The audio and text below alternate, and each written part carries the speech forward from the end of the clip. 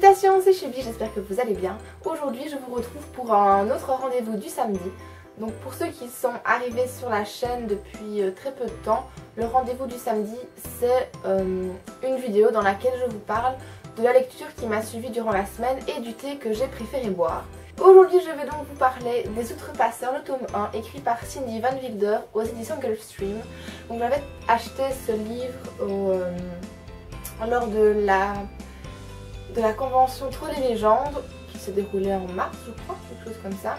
Et j'avais rencontré en fait l'auteur et j'avais eu une dédicace de sa part qui est vraiment très sympa. L'auteur est vraiment super gentil, pleine de bonne humeur, c'est vraiment un grand plaisir de la rencontrer. Et j'ai enfin commencé son livre il y a une semaine à présent. Il s'agit de l'histoire de Peter qui va échapper de justesse à un attentat et qui va se rendre compte que effectivement il n'est pas comme tout le monde. Il va aller avec sa maman dans une maison particulière et là il va rencontrer la société secrète des Outrepasseurs. Et donc c'est là-dedans qu'on va évoluer dans le premier tome. Je trouve que celui-ci, donc j'avais effectivement vu plein de vidéos sur les Outrepasseurs, pour l'instant on en parle beaucoup je trouve. Et quand les filles, les autres booktubeuses disent que c'est fortement associé à un tome introductif, je suis tout à fait d'accord avec ce qu'elles racontent. Parce que dans le schéma classique que moi j'ai l'habitude de lire, le tome 1 est là pour accrocher, il y a beaucoup d'action, etc. Et dans le tome 2, l'auteur généralement développe tout ce qui est background historique, background mental, etc. des personnages. Et pas du tout ici.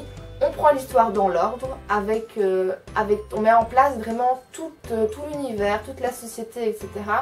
On se rend compte qu'il y a des liens entre certaines personnes. Et ça va continuer comme ça. Et donc ici, je trouve que le schéma est assez original dans le sens où on change des tomes 1 hyper action, tome 2 généralement qui est un peu plus mitigé dans le sens où il y a moins d'action par rapport au premier tome et beaucoup plus de réflexion, beaucoup plus d'informations concernant les personnages dans leur passé, dans leur histoire, etc. Et puis dans le 3, ben, généralement ça reprend et généralement la saga se termine bien. Donc voilà, ici on a plutôt l'explication avant d'avoir la véritable action. Et je trouve que c'est quand même fort intéressant. Et si on accroche, donc je pense que si on accroche déjà à l'histoire du tome 1, parce qu'il y a quand même de l'action dedans, il n'y a pas que du background bien sûr. Mais si on accroche déjà à ça, j'ai bon espoir pour que dans le tome 2, on soit plongé véritablement dans cette guerre qui oppose les fées et les Outrepasseurs. Et j'ai hâte d'en savoir un peu plus et de voir un peu l'action se dérouler dans l'époque de Peter. En ce qui concerne le thé, je ne vais pas être très originale puisque je pense que l'année passée, à la même période, je présentais le même. C'est le bébé détox de Kousmiti. Donc j'avais beaucoup aimé ce thé l'an dernier. Il s'agit d'un thé vert mélangé avec du maté et du pamplemousse. Il est vraiment excellent. J'avais reçu une boîte pour mon anniversaire et j'avais décidé de m'en racheter cette fois-ci. Il n'est pas du tout amer, le pamplemousse passe super bien, il est très frais, en thé glacé, il est excellent. J'en ai racheté. Voilà, je ne peux pas vous dire grand chose de plus, il est vraiment extrêmement bon. Si vous aimez les thés verts et les thés fruités et frais pour l'été, je vous conseille fortement de vous pencher sur celui-ci. Surtout si vous pouvez vous le procurer en vrac parce qu'avec la boîte, il coûte quand même 18 € je pense.